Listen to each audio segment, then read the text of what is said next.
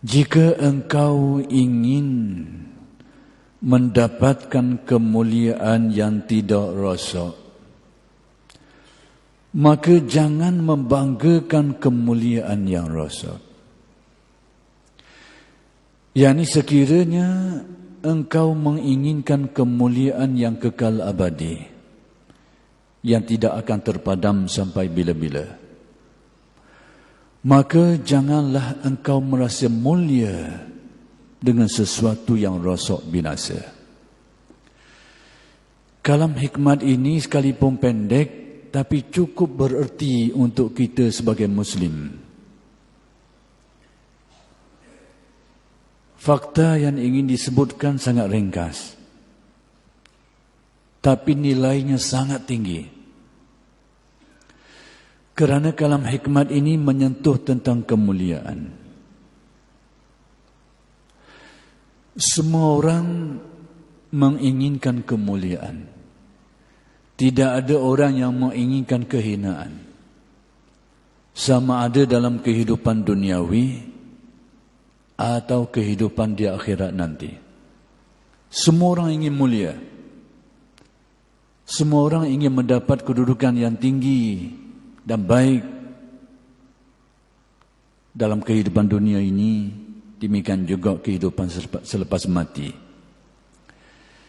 Jadi, menerusi kalam hikmat ini, Syekh Ibn Atta memberikan kita satu kekunci untuk orang yang menginginkan kemuliaan. Cuma tinggal lagi kemuliaan itu ada dua. Satu kemuliaan yang sifatnya sementara, yang tidak tahan lama. Dan satu lagi kemuliaan yang berterusan, berpanjangan dan kekal abadi.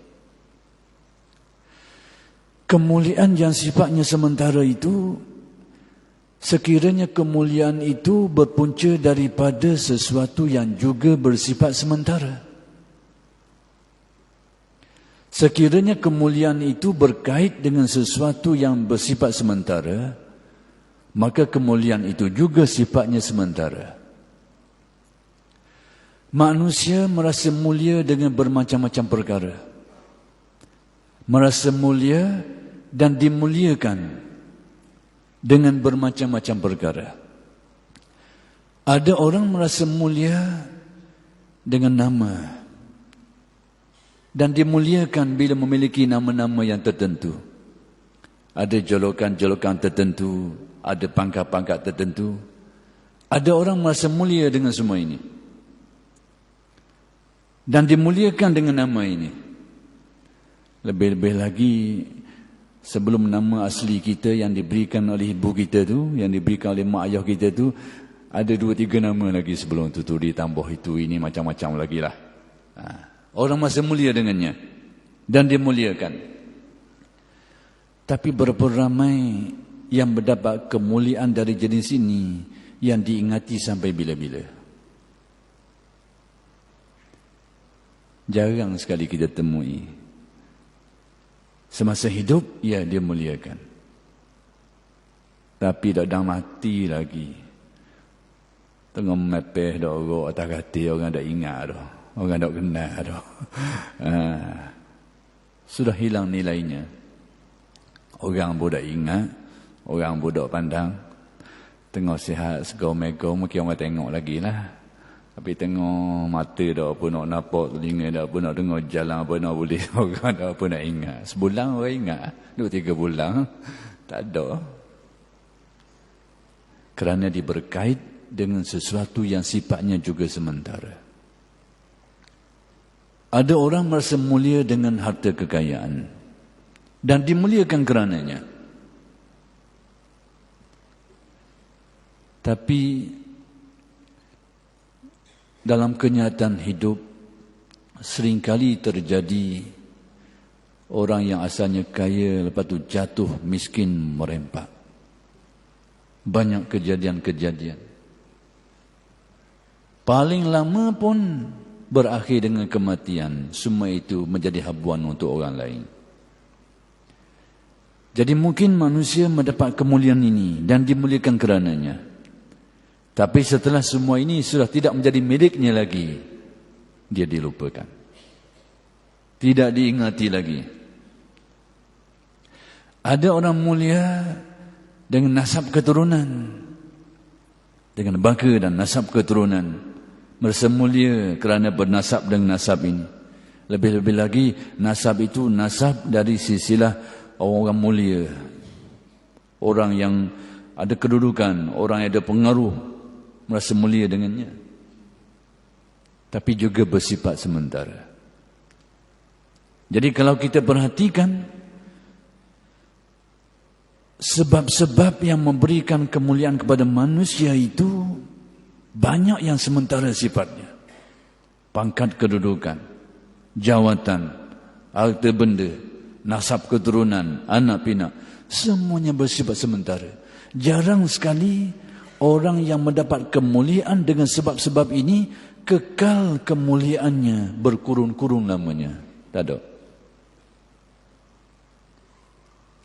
Maka di sinilah Syekh Ibn Atta ingin membuka hati nurani kita, bahawa di sana ada kemuliaan yang tidak akan terpadam bergenerasi sampai bila-bila, yaitu kemuliaan orang yang mendapat kemuliaan setelah dimuliakan Allah. Inilah kemuliaan yang tidak akan terpadam, kemuliaan yang dimuliakan Allah. Dalam istilah ahli tasawuf disebut sebagai karamah, kekeramatan, orang yang dimuliakan Allah. Orang-orang yang dimuliakan ini keharuman namanya bergenerasi. Bahkan setelah ketiadaan mereka, setelah kematian mereka, keharuman nama mereka itu masih disebut-sebut dan diingati bergenerasi selepas mereka itu. Saya pergi ke Morocco baru ni kerana menghadiri perhimpunan tasawuf sedunia. Semasa saya melawat bandar Marrakesh, saya tengok ada 7 menara. Menara tinggi-tinggi sepotong tu 7 hutong. Menjadi semacam mercu tanda bandar Marrakesh. 7 batang tiang. Jadi dijelaskan apa benda makna tiang 7 hutong ni. Itu adalah sebagai mercu tanda mengingatkan kepada 7 orang wali besar berada di Morocco, menjadi ingatan. Sampai sekarang nama-nama itu tidak terpadam sebutannya. Asyazuli dan macam-macam lagi lah. Ulama-ulama besar yang berjasa dari kalangan awliya. Padahal mereka sudah meninggal dunia ratusan tahun dulu dah. Tapi masih dikenang, diingati, dimuliakan sampai hari ini. Dan makam-makamnya sempat saya ziarah sebahagiannya. Masih diingati dan dikenali. Jadi itulah kemuliaan yang tidak terpadam. Kemuliaan hasil dari dimuliakan Allah. Yang ini tidak akan padam sampai bila-bila. Perhatikan dalam sejarah umat ini, para nabi dan rasul, para ulama, para salihin, dari kalangan sahabat, tabi'in dan sebagainya. Ribuan tahun mereka sudah pergi. Tapi nama-nama mereka, ajaran-ajaran mereka masih dipelajari, diingati sampai sekarang. Para sahabat ridwanullah alaihim ajma'in, Abu Bakar, Umar, Utsman, Ali dan sahabat-sahabat yang lain, diingati sampai sekarang. Masih diingati. Kenapa? Kerana mereka mendapat kemuliaan hasil dari dimuliakan Allah. Kekal berpanjangan. para awliya, kisah-kisah mereka itu masih disebut-sebut sampai sekarang. Al-Ghazali, contoh saja. 1000 tahun dulu masih terngiang-ngiang namanya, masih disebut-sebut namanya. 1000 tahun, bukan 10 tahun, 1000 tahun. Kalau kita ni tak tahu mana kubur tak tahu mana. Nama apa benda dah ingat dah. Bukan orang lain, anak cucu kita dah ingat. Dah ingat dah. Ada nenek moyang je nama kita ada orang dah ingat. Tapi nama-nama ini masih harum. Kenapa? Mereka mendapat kemuliaan kerana dimuliakan Allah. Karamah. Jangan kita menyangka kekeramatan itu hanya perkara luar biasa yang pelik-pelik itu. Kekeramatan ini banyak. Bukan saja perkara-perkara aneh. Itu sebahagian. Bila Allah Ta'ala nak memuliakan seseorang itu, maka diberikan tanda. Antaranya, dizahirkan pada orang itu kejadian-kejadian aneh yang berlaku pada dirinya. Padahal wali itu sendiri tahu semua itu anugerah Allah, bukan daripada sesuatu yang dimilikinya. Mereka pun tahu. Tapi bila Allah Ta'ala nak muliakan seseorang, dikaitkan kejadian aneh itu dengan orang-orang tertentu sebagai kemuliaan, sebagai alamat orang itu dimuliakan. Ada kalanya keanehan itu dari segi perkara pelik. Kadang-kadang keanehan itu dari segi ketakwaan. Kadang-kadang keanehan itu dari segi amal soleh. Kadang-kadang keanehan itu dari segi ilmu. Dan bermacam-macam. Jadi keanehan itu bukan saja perkara pelik-pelik itu. Ada aneh dari segi yang lain. Keyakinan yang bulat, yang tidak dimiliki oleh ramai orang. Amal soleh yang istiqamah. Al-Imam Al-Junaid sebagai contoh, dia ni menyara hidup dengan berniaga. Tapi pelik dianya, bila dia buka kedai, dia masuk belakang dia semayang ratusan rakaat setiap hari. Siapa dia berani buat dan boleh bertahan bertahun-tahun begitu? Tak ada orang, jangan sangat. Syekh Abdul Qadir Al-Jilani, menurut khadam beliau, mengekali solat subuh dengan wudu solat isyak 40 tahun. Ini keanehan. Jadi aneh, kekeramatan itu banyak segi. Bukan saja perkara yang pelik-pelik. Orang kita selalunya bila sebut keramat ni, dia memikir jalan atas air. Jalan atas air, tikam dulu. Lepas tu boleh terbang. Macam-macam lah. Iaitu pandangan orang kita. Itu sebahagian. Terengganu kita, sejarah Terengganu kita pun telah melahirkan beberapa tokoh yang banyak keanehan ini sebagai kemuliaan yang namanya disebut sampai hari ini. Tok Lamani, Tok Kupaluh, macam-macam lah. Kita dengar sampai hari ini. Kisah yang saya dengar sejak dia kecil, wallahu alam kesahihannya, tapi harap-harap betul lah, mudah-mudahan.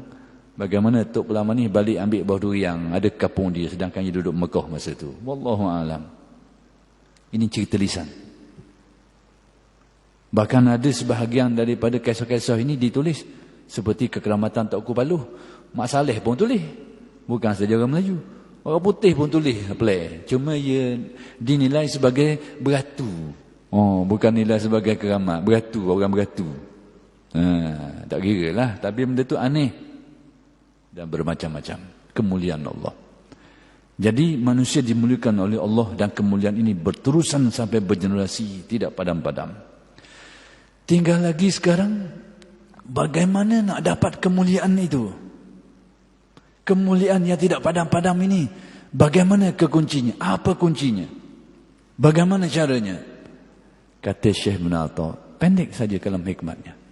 Sesiapa yang menginginkan kemuliaan yang tidak binasa, hendaklah dia merasa mulia dengan sesuatu yang tidak binasa. Itu kuncinya. Hendaklah dia merasa mulia dengan sesuatu yang tidak binasa. Kalimat yang pendek tapi perlu dihuraikan. Dan inilah rahsia tasawuf. Merasa mulia dengan sesuatu yang tidak binasa. Dah, ada binasa tu apa benda? Sekara je ada binasa. Seje hak tidak binasa. Allah. Yang lain semuanya berkait dengan kebinasaan. Satu je hadap binasa. Berarti bahasa mudah, hendaklah dia merasa mulia dengan sesuatu yang tidak binasa, yakni hendaklah dia merasa mulia dengan Allah. Bahasa mudahnya. Tapi nak buat guana nak suruh jadi gitu.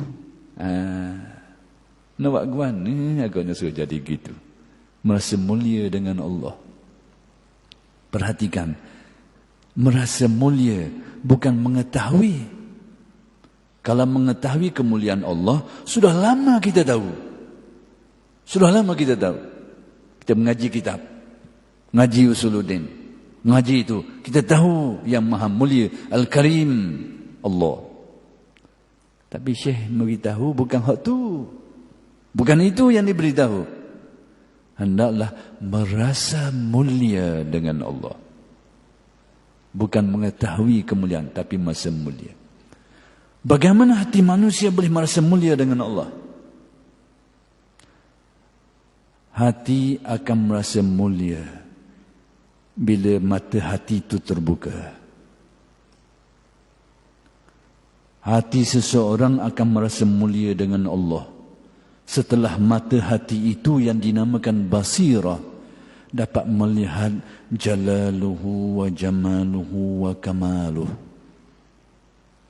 Melihat sifat-sifat kesempurnaan, melihat sifat-sifat keindahan, melihat sifat-sifat keperkasaan. Inilah hati yang merasa mulia dengan Allah. Dengan bahasa lain, hati yang memperolehi hakikat makrifat. Hati yang disuluh dengan nurul hidayah. Hati inilah yang merasa mulia dengan Allah. Dan inilah khususiat tasawuf. Kemuliaan yang tidak rasa hanya kemuliaan dengan Allah. Yani kemuliaan hasil dari orang itu dimuliakan Allah. Kenapa orang itu dimuliakan Allah? Kerana dia merasa mulia dengan Allah.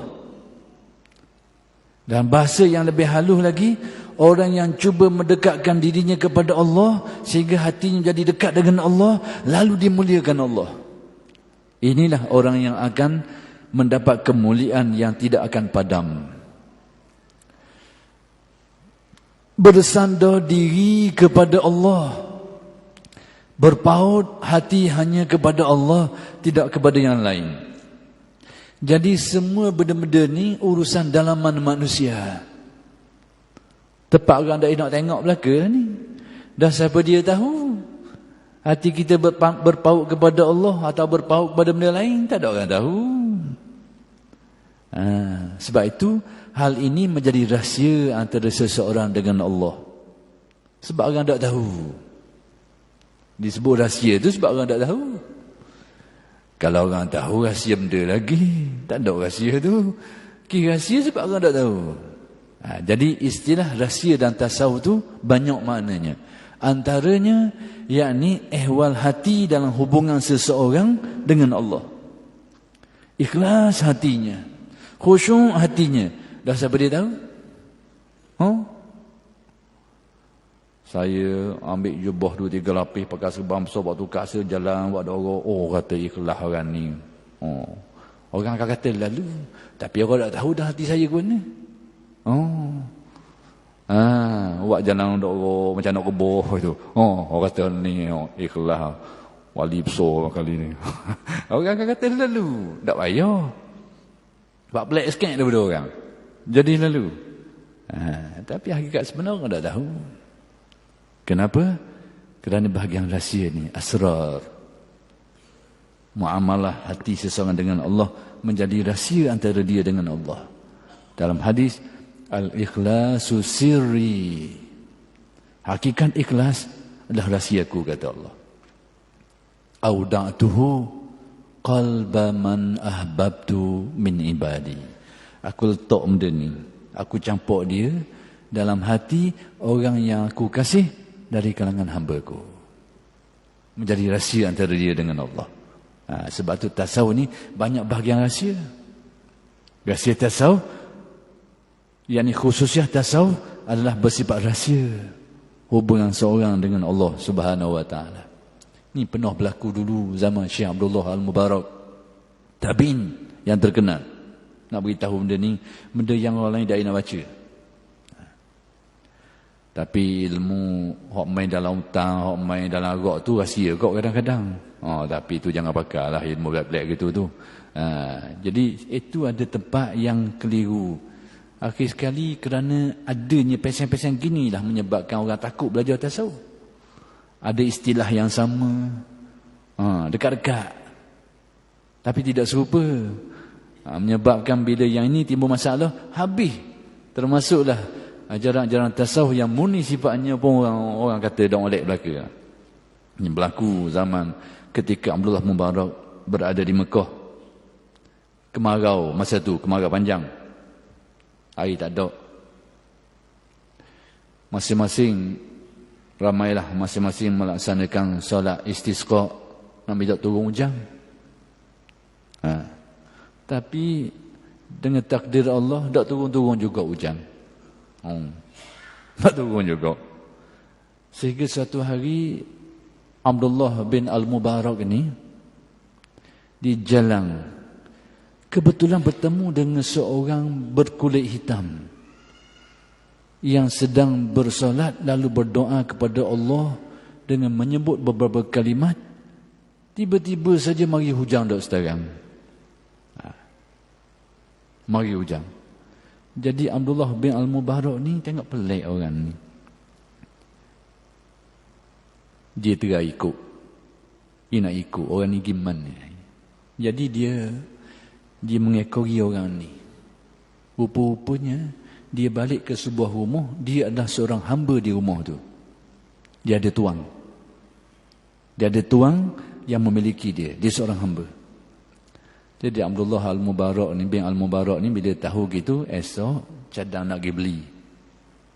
Orang dulu merasa mulia dengan orang mulia. Dia tengok orang ni pelik ni, nak pergi beli. Esok dia pergi ke rumah orang kaya, tuang kepada si hamba ni. Dia kata, aku nak beli hamba-mu seorang. Tolong tunjuklah hamba-hambamu, ramai hamba, bukan seorang ramai. Jadi orang kaya ni tunjuklah hamba-hamba hak gagah-gagah ni, sebab nak beri kepada Tok Guru so ni. Abdullah Mubarak, orang yang sangat dikenali. Dia carilah hak sehat-sehat sikit. Sebab Tok Guru nak ambil ni, nak beli ni. Tengok. Kata Abdullah Mubarak ni, ada lagi ni kamu tak tunjuk aku ni. Aku nak tengok kamu tak tunjuk. Dia kata, ni hak gagah-gagah sikit, hak molek-molek sikit. Hak dak rok nu. Hak duduk dapur-dapur nu dak rok. Dak, aku nak tengok kau kata. Waktu bik anu. Suruh waktu bik kau. Waktu bik icang orang ni. Hak ni. Hak dak rok macam dia juga. Aku nak ambil ni seorang. Aku nak beli ni. Jadi oleh kerana dah dia nak gitu kau, nak kata apa, berilah. Padahal kawan-kawan ni, tuan ni tunjuk hak sehat-sehat saja. Tapi yang lain yang dipilih. Jadi menjadi tanda tanya. Sebab apa? Setelah selesai, bawa balik. Tengah jalan. Berlaku dialog. Berlaku perbualan. Kata si hamba, kenapa tuan membeli saya? Tidak beli hamba-hamba lain, hak sehat-sehat lagi tu. Mereka itu lebih baik untuk berkhidmat kepada tuan. Saya ni dak urut dah. Kenapa beli saya? Kata Abdullah bin Al-Mubarak, saya membeli anda bukan untuk memperhambakan anda, tapi untuk memerdekakan anda, dan aku pula akan jadi hamba kepadamu. Aku nak jadi hamba kamu, bukan mau jadi hamba kepada aku. Lalu kata si hamba berkulit hitam, kalau begitu Tuhan sudah tahu rahsia saya. Dia perasan. Tuhan sudah tahu rahsia saya. Dia pun minta izin. Tengah jalan, dah balik ke rumah hari ni, minta izin supaya berhenti sekejap kerana ingin bersolat. Dalam solat, dia bermohon kepada Allah, sekiranya rahsianya telah terbongkar, ambil sajalah dia. Dan dia mati dalam solat tu. Dah balik ke rumah. Masya Allah. Ni rahsia-rahsia macam ni lah. Bukan rahsia pelik-pelik. Rahsia banyak sudut rahsia dan tasawufnya.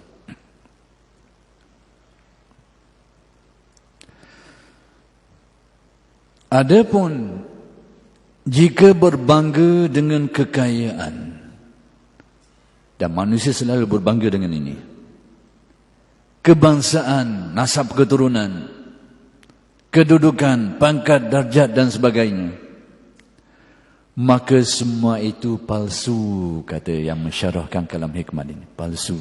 Kenapa? Sementara kita, kontrak kita dah habis lagi jawatan kita. Sebulan lagi, orang tak kenal dah kita. Padahal dah habis lagi. Apa sajalah pangkat yang kita dapat, yang orang tahu akan berlaku pertukaran dan sebagainya, dah habis lagi. Orang tak kenal dah kita. Kenapa? Kerana kemuliaan kita berpunca daripada sesuatu yang binasa. Tak bertahan lama. Yang bertahan lama apabila kemuliaan itu berpunca daripada sesuatu yang kekal. Yang inilah yang akan harum sampai bila-bila. Semua itu palsu, rosak dan tidak kekal. Tak boleh nak bertahan lama. Maka sesiapa yang bersandar atau berbangga dengan kepalsuan atau bayangan, maka pasti binasa dan rosak bersama dengan apa yang dibanggakan itu. Jadi kalau kita paut situ, kita paut dengan dahan rapuh. Bila patah dahan tu, dengan kita-kita patah juga. Bukan dahan tu patah, dengan kita-kita patah riuk. Kihnya apa? Berpaut pada dahan yang rapuh. Demikianlah tamsilan. Kalau kita berpaut kepada makhluk yang lemah macam kita, rebah manusia itu dengan kita-kita rebah juga. Rebah juga. Sebab apa? Berpaut dengan dahan yang tidak kuat. Firman Allah Ta'ala, ayabtaghuna indahumul izzata fa inna lillahil izzatu jami'a. Apakah mereka mengharapkan pada apa yang mereka sanjung itu suatu kemuliaan? Ketahuilah, sesungguhnya kemuliaan itu semuanya milik dan hak Allah Ta'ala. Jadi, merasa mulia dengan Allah itu tidaklah bererti hal-hal keduniaan itu jauh daripada kita. Tidak seperti itu. Jangan rasa dah merasa mulia dengan Allah Ta'ala, mu teruk berhabis orang lain. Bukan begitu. Sebab tu kena faham apa itu tasawuf. Kita tak faham oleh tasawuf, yang mari tafsir Bahar Rambang ni. Yang jadi Bahar Rambang kena begitu. Antara definisi tasawuf yang dikemukakan oleh tokoh besar dia, tasawuf itu adalah al-akhzu bil haqa'iq. Hati yang kuat berpaut kepada hakikat yang tinggi. Jadi khususiah tasawuf adalah gerak hati dan jiwanya. Hak lain sama macam orang lain.